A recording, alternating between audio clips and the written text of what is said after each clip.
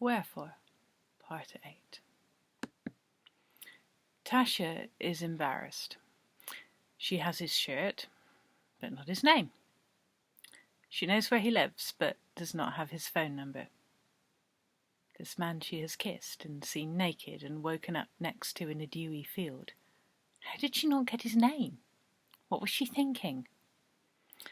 At this point she has nuzzled her face into the shirt so many times that it no longer really smells of whatever detergent he washed it with. The courteous thing to do would be to take it back clean, but she is inclined to return it smelling of her skin. Tasha has a sizable network of friends with benefits, and people she can otherwise talk to about any challenges she may face. The shirt washing question is not one she's taken up with any of them. To have a chap's shirt in her hands and not know him well enough to guess whether he would want it back clean is also an issue. She wants him to be the sort of person who would bury his face in the fabric in search of some taste of her. She wants what passed between them to signify something, and not just be an emotional outburst in response to a shared odd experience. On the whole, she wants to be falling in love with him, but could do with more to go on than the fading smell of his laundry detergent. Also, she has been thinking about the field. There is no one else she can talk to about what happened there, and making sense of it feels urgent. She goes to him. With her heart too loud in her chest, she turns onto his street, looks at the size of the house, wonders what he does to be able to afford to live here. By the time she reaches the door, her heart is skipping about as though she is a teenager with a first crush. She seems to be in possession of more elbows than are strictly speaking necessary.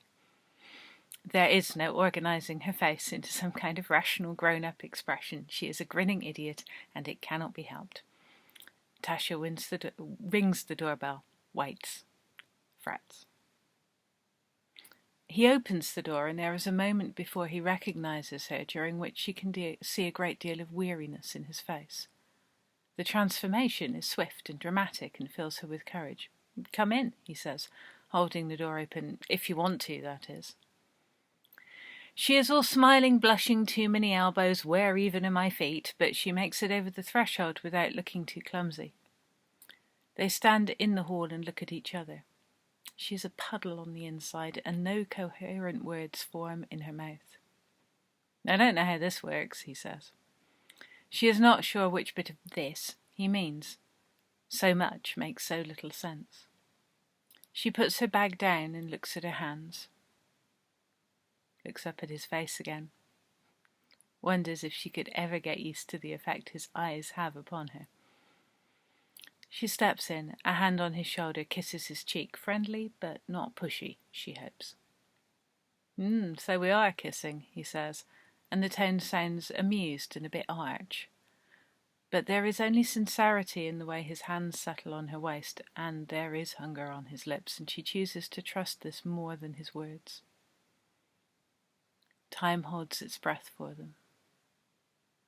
Kissing, it turns out, has cleared the way for words, and they are able to say all the things that need sorting out, all the things normal people might have already done that they somehow forgot to deal with on that crazy morning. Telephone numbers are exchanged. His name is Alfred. He dislikes it being shortened to Alf or Fred, but is resigned to everyone doing this. "I won't shorten your name," she promises. In a reckless moment, she wonders what she will call him when her lips are pressed close to his ear, and her breath is ragged, and her body wholly at his mercy. "Look," she says, "I should warn you, I'm not very romantic." "What are you, then?" he asks, but goes on to answer his own question, forthright and passionate. She smiles at this. "I'm not looking for a conventional relationship," she says, "but I could be very interested in going to bed with you." "Or a field," he says. She laughs. "Or a field," and I think we need to talk about that.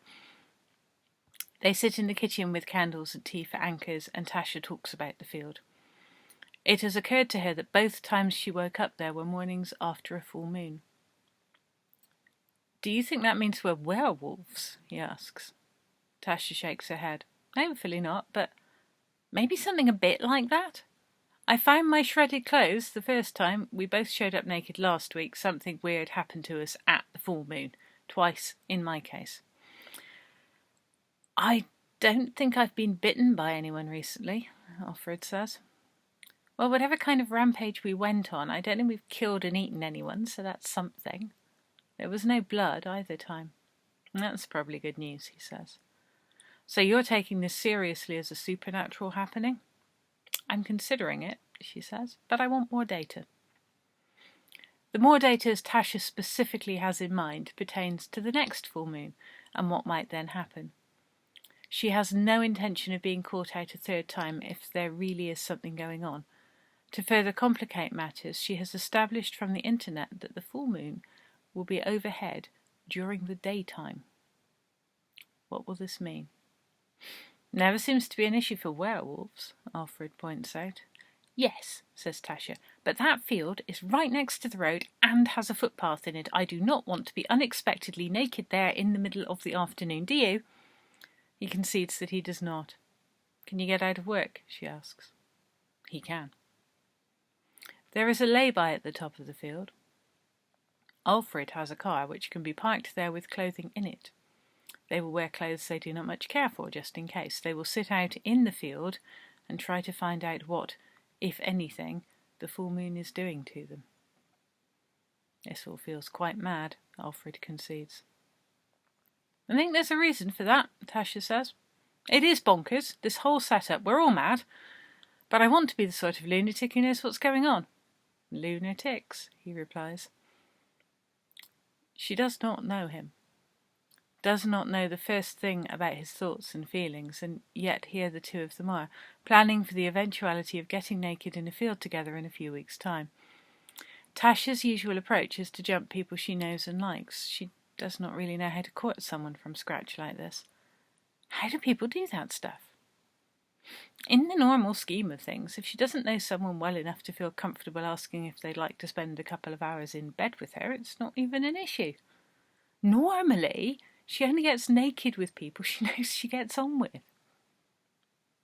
About the clothes you loaned me, she begins. I wasn't sure if you'd want them back washed and ironed or worn. Something shifts in him, like watching a domesticated dog remember its wolf ancestry. You said you don't do romance, he replies, searing her with his gaze. Shit at it, she says. I'm too obvious. Couldn't play hard to get if my life depended on it. So you won't be offended by an unromantic answer? Seems unlikely. If you give it back unwashed, I'll wear it as it is. He flushes slightly. She grins. This is good. It is enough for today. Tasha decides that she needs to understand the full moon issues before she further complicates her relationship with this man.